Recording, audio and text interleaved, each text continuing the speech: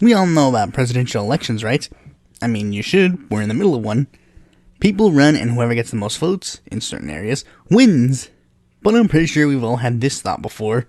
Gee, wouldn't it be cool if insert politician's name here were to run for president? Much like you, I've had that thought before. However, unlike you, I'm making a video on the topic. So in this video, I'm going to go over 12 people I feel should have run for president, either due to just thinking it would have made the election more interesting, or because I think they might have actually had a chance on winning. Now, due to that two varying degrees, this video might be weirdly listed. Like, I'm pretty sure I'm going to get a couple of comments saying like, no, this person would have a better chance than this person. But you will inevitably be able to tell which one's more logistics and which one's more personal based, because I'll explain it. Okay, with all that out of the way, let's get into the list. Number 12, Big Bill Haywood, 1908. Technically, this and number 9 are suggestions from Sunflower Socialist, and I was originally skeptical of them, but as I did more research, I'm like, oh, okay, I guess I see where he's coming from. For those who don't know, Big Bill Haywood was one of the founders of the Industrial Workers of the World, who was tried and acquitted for the murder of populist Idaho Governor Frank Steunenberg. Due to his high profile at the time, Eugene Debs wanted him to run for the Socialist Party nomination instead of just rehashing the 1904 ticket. I put this one on the bottom because, while I do agree with the concept that his high profile may have helped the Socialist Party get to its 1912 totals earlier than it did, it probably would have had the unintended consequence of furthering divide between the Social Democratic and the Radical Socialist wings of the party, a battle that gets fought over and over again in the Socialist Party of America and its successor, the Socialist Party USA. Though he could have curbed it by nominating a sewer socialist like Emile Sedil to be his running mate, inevitably, Debs was probably the best choice for the party to have as their nominee at the time, because he was truly the only person who could appeal to both of the wings of the party. Number 11, Elizabeth Warren, 2016. Now, of course, Elizabeth Warren's 2020 presidential run has been met with, views coming from both establishment and progressive factions within the Democratic Party. Prior to 2015, Warren was seen as the only person who could actually give Hillary Clinton a good progressive challenge. She was higher profile than Bernie at the time, creating the Consumer Financial Protection Bureau and flipping a high-profile Senate seat. Many progressive groups really wanted Warren to take the high profile to the presidential race, except ironically the progressive group that is most associated with her. Bernie himself even tried to get Elizabeth Warren to run, but for many reasons, she didn't take up the mantle, and her actions during and after the 2016 primary have tarnished her reputation within the progressive community. If she had taken the calls to run back then, we'd be in a slightly different position than we are now. I mean, I doubt the term democratic socialism would be as popular as it is now, and all of this progressive momentum behind Bernie, with the rise of Justice Democrats and brand new Congress and the like, would all be focusing on Warren. Now, could she have won if she ran? Considering what happened to Bernie during his run, I doubt it. Number 10, a big name progressive, 2012. I put this one low due to the fact that there is no singular candidate we can place in this slot, as there are a few asterisks and the like for it. But if there was a decent challenger to Obama's left, Republicans wouldn't be the only ones that were having an interesting time at the moment. I mean, look at all the big names that were thrown out as potential progressive challengers. Bernie Sanders, Russ Feingold, Dennis Kucinich, and a couple more. Ralph Nader even had a plan where multiple progressive candidates would challenge Obama in the primary, each focusing on one particular issue. Feingold would focus on civil liberties, Dennis Kucinich would focus on foreign intervention, Bernie would focus on economics, etc. Nader's plan didn't include himself as a candidate, but maybe if he took the first step and ran himself, maybe we would have seen more people rise to the challenge. I feel that if a strong leftist ran, they could have given Obama a run for his money, at least in getting some concessions on policy. Not to take away from the lefties that did run, But if I had to choose a scenario where Sanders, Feingold, and Nader challenged Obama, or the one where Wolf, Richardson, and Haywood did, I think we all agree on which one we would have rather seen. Number 9, Lincoln Chafee. Okay, so this one might require some context for those who aren't in the know. Apparently, Republican Senator at the time, Lincoln Chafee, wanted to initiate a McCarthy-like primary challenge to George W. Bush, mostly due to his position on the Iraq War.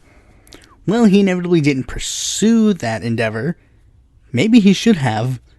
It would have been interesting for Chafee to tap into a market that never seems to get tapped into when the GOP is in power. Anti-war Republicans. We get like one or two when the GOP tries to take down a Democratic president, but when it's a GOP president, the anti-war Republicans seem to just tuck their tail between their legs and walk off. Chafee could have been that voice, as an incumbent member of the U.S. Senate would get a lot more press coverage than former governor of a state nobody cares about. In case you didn't notice, I'm actually comparing Lincoln Chafee to himself because his 2016 one was a complete disaster. Although, to be fair, Chafee probably wouldn't have been the best choice for that anyways, and someone like a Ron Paul figure probably would have done better. Chafee was the one who was closest to doing it, so Chafee gets the credit and the spot on this list. But if you're one of those hardcore Lincoln Chafee supporters that are like, "Aw, dang it, I could have voted for him in 2004 and in 2016, when can I vote for him again?" Well, register as a libertarian and you'll find out. Number 8, Sarah Palin, 2012. Okay, so I know Palin isn't exactly the sharpest tool in the shed, and you may not have the most positive views about her. Let's just look at this objectively. After her breakout role as the VP candidate in 2008, Palin became a major figure in the new conservative movement with the Tea Party. When 2012 rolled around, she was one of the highest polling Republican candidates. Many polls showed her either coming a close second to, tying with, or surpassing eventual nominee Mitt Romney. Even while the news media was making fun of her for her, eccentricities, they were acknowledging the fact that she was probably what could be considered the Republican frontrunner at the time. Some of the polls even took it a step further and said that Sarah Palin could have done decently well if she and the Tea Party decided to go the third party route and not even go with the Republican Party. While I disagree with her immensely, don't deny it, her running would be interesting to say the least. We could have seen a battle between the wings of the Tea Party be hashed out in the primary, with Paul and Palin going at it over their disagreements, and even the title of the Tea Party's presidential candidate might have been given to someone at the movement's height rather than the year the movement died. And we'd have Palin gaffes galore. Though to be fair, the term Sarah Palin is the winner probably would have ended in the primary because polling showed that she wouldn't have done any better than Romney. Though considering Romney is in the Senate right now, maybe we'd be saying Senator Sarah Palin rather than having her be an artifact of an era long forgotten. Number 7, Mike Bloomberg, 2008.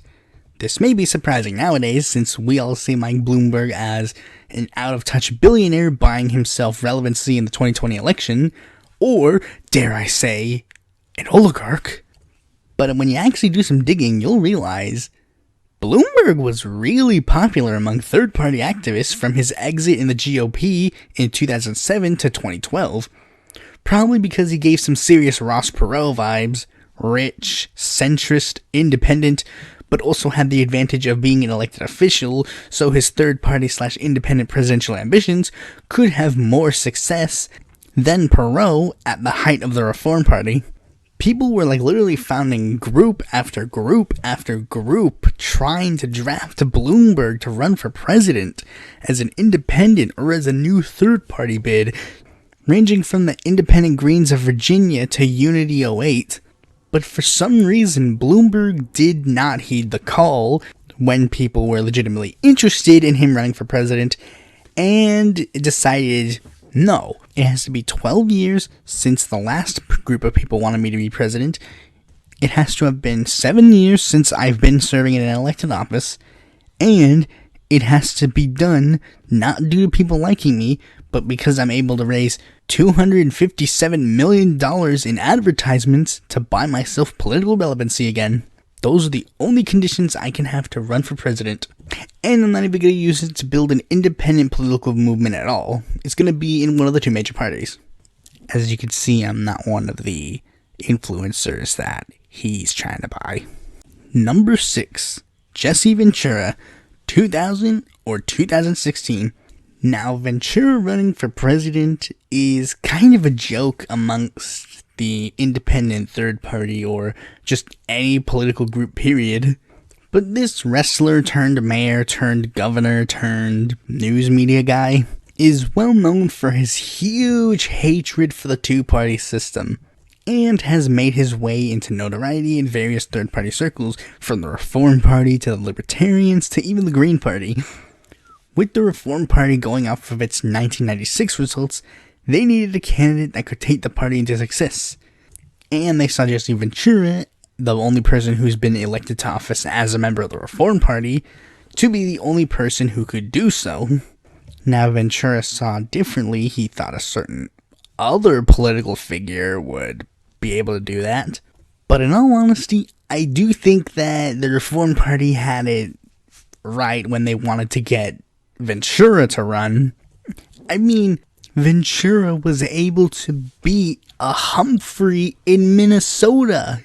That's like beating a Kennedy in Massachusetts, beating a Bush in Texas, beating a Long in Louisiana.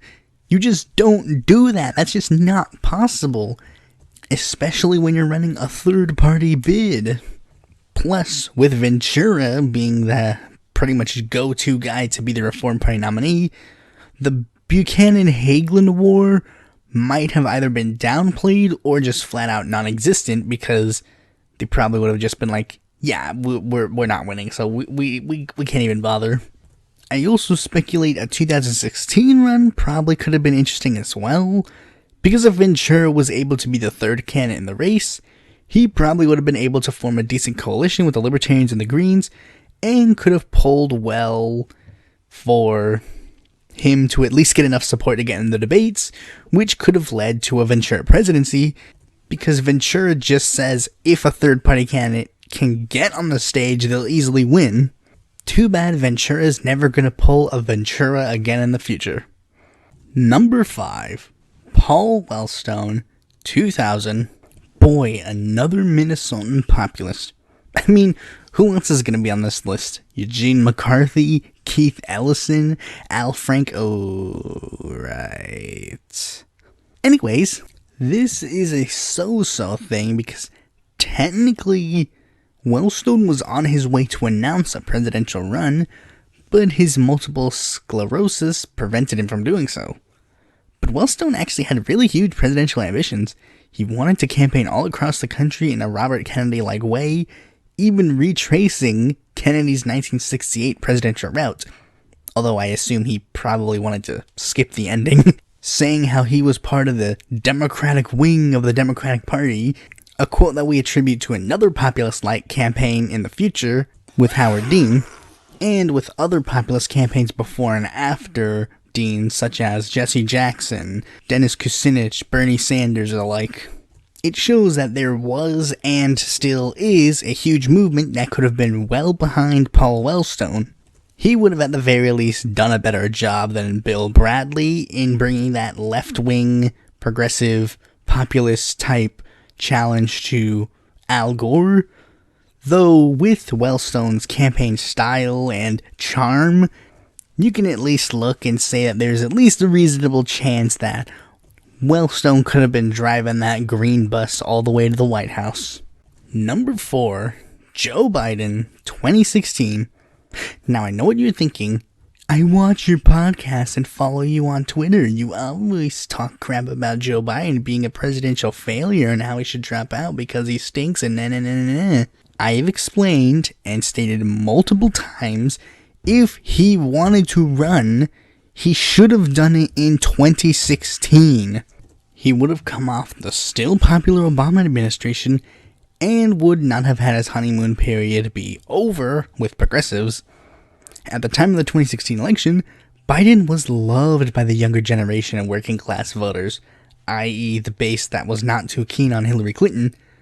There would of course be like a couple of reservations, obviously. His record didn't just magically appear within the 2016 election and the 2020 election, but like I said, he would have still had his honeymoon period. Young voters who weren't as critical of Obama as they are now would have been able to just be like, yeah, Joe Biden will just continue Obama years. I like Obama years. The reservations would be there, but people would have been like, he's my fun Uncle Joseph, not handsy Uncle Joseph. And there was actually still legitimate momentum behind Joe Biden at the time. Many people on the ground and in the mainstream media were really adamant on the idea of Joe Biden running. Now that 4 years have passed since he has served in a position of power, we're not exactly that keen on Biden being president. And in regards to him winning, it probably would have been, at the very least, closer than the Hillary Clinton one. Though I do believe maybe he could have edged out. He probably would have at least retained 2 of those swing states, if not all 3. Just because a working class voter might not have been that keen on Joe Biden's errors in trade and such. But since many people keep saying don't try to rehash 2016, let's not rehash it and acknowledge that his chance has passed. As the second presidential candidate to drop out in 2020 said, pass the torch. Number 3, Huey Long, 1936. Huey was similar to Wellstone in that he was just on his way to announce a presidential run, but couldn't because, well, you know. But Huey's presidential ambitions were not only planned for a long time, but also struck fear in FDR because Huey was probably the only guy who could legitimately beat him, because unlike all these other plebs, Huey was running against the New Deal from the left. Now again, you might say, well, I mean, why was he so scared? Wasn't Roosevelt a really popular president at the time? Yes, he was a popular president, but by 1935, Huey had 27,000 clubs known as the Share Our Wealth Societies, various groups that would support Huey Long's Share Our Wealth program, with a combined total of 7.5 million members across the United States. If you don't think that would translate to votes for Huey Long, I don't know what does. FDR hated him, the 2 major parties hated him, pretty much everybody at the top of the socioeconomic ladder hated him, but the people loved him. They couldn't get enough of his platform and wanted to see him enact this platform. The real question wasn't, was he going to run for president? But the question is, how was he going to do it? Because there's never really been a consensus on how Huey was going to do it because he didn't get to that part. There were 3 theories on what he was going to do. He was going to either A, run purely as a Democrat in the primary and then beat FDR there, B, run solely under the Share Our Wealth ticket, or C, initiate someone else to run a third-party bid to split the left-wing vote. Then, under the disaster of the Republican administration that would follow, Huey could easily just waltz in and take over the United States, either through a fascistic takeover or just winning an election and then becoming a fascist. You see, many people were caught up on the fact that Huey was a demagogue and was easily turnable to be a fascist. Ugh. His friends were the fascistic ones, not him. The previous 2 strategies probably would have been the most beneficial for Huey to become the president fish rather than the kingfish. But of course, considering what happened, we'll never truly understand if any of those strategies would have worked, or if having him as a president at all would have been a good thing. Number 2, Martin Luther King Jr., 1968. Yes, this isn't some kind of other Martin Luther King Jr. This is the civil rights leader, Martin Luther King Jr. You see, before McCarthy entered the 1968 race, people were still actively looking for a big-name anti-war activist to run against Lyndon B. Johnson. And the minds of future Congressman Allard K. Lowenstein, clergyman William Sloane Coffin, and six-time presidential candidate Norman Thomas, as well as many average Joe activists, either inspired by those three or inspiring those three, cooked up the idea of having King run for president as a third-party, anti-war, anti-poverty candidate, as it was the height of the Poor People's Campaign. The activists even took it a step further and had already had a running mate for him in mind, with Dr. Benjamin Spock as the ideal choice. And King was actually considering it for a bit, but he ultimately decided against it because he felt that his role as an activist working outside of our traditional politics suited him better than doing things electorally. I mean, he didn't get the 1964 Civil Rights Act passed because he got elected.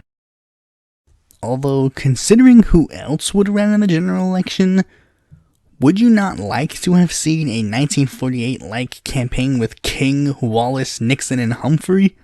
It would have been a very interesting campaign, to say the least.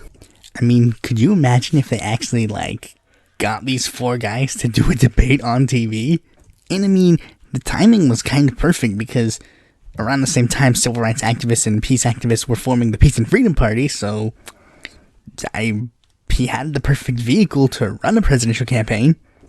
And I mean, of course, since we know what happened to Martin Luther King Jr. by the end of 1968, it would have meant that two presidential candidates would have been assassinated during the time period, so that's obviously a downside. Number 1, Alexander Hamilton. First 3 elections. Alexander Hamilton, founding father, founder of the Federalist Party, first Secretary of Treasury, guy on the $10 bill, and of course, Broadway musical star. With all that under his belt, let me just ask, why the heck did he never run for president? No, seriously, the guy who founded the other major U.S. political faction at the time ran for president, but why the heck did Hamilton not do so? Hamilton is considered to be vicariously puppeteering presidency through George Washington. Why didn't he just cut out the middleman and do it himself? Now, there's actually 2 prevailing theories on this. The first one that I heard is he was born in Charlestown, Nevis, British Leeward Islands, so he was not born in the US, and he couldn't because he's not a natural-born citizen.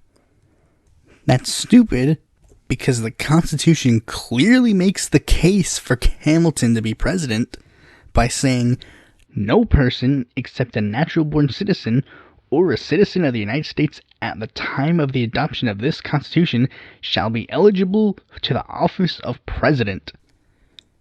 I'd assume that being one of the founding fathers would mean that Hamilton declared himself an American citizen when the Constitution was being drafted. In fact, I'm pretty sure he was doing that while he was serving in the American Army during the Revolutionary War.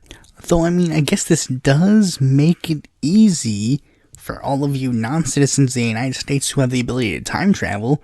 Just travel back in time to when the Constitution was being drafted, declare yourself a citizen then you'll be able to run for president. The second and more logical one was that the timing just never seemed right. You see, Washington had the first 2 elections easily in the bag, so he didn't run in either of those elections, but that just means, I'll just run in 1800, right? Well, the Reynolds affair happened around that same time, so it pretty much made Hamilton unelectable for the general populace. Now again, that makes sense, but again, it just doesn't explain why he didn't just try one of the first 2 times. He could have easily just told Washington, hey, don't run in this one, let me run to get the country in order, and you can be cool in the second time. I'll only run for 1 term just so you can try for the second term. I mean, people considered Adams to be the only person who could have actually potentially beaten Washington, so why didn't Hamilton try to be that guy? I guess we'll never truly know. It just seemed like he was the one person that could have run for president and probably could have been the first one. At least then he'd be deserving of that $10 bill spot. Thanks for watching this video. Be sure to like, comment, subscribe, and click that bell to be notified when a future video of mine comes out. And if you're interested in more content from me, you can go to my website or follow my Facebook, Twitter, or Quora, or check out my articles on the Independent Political Report.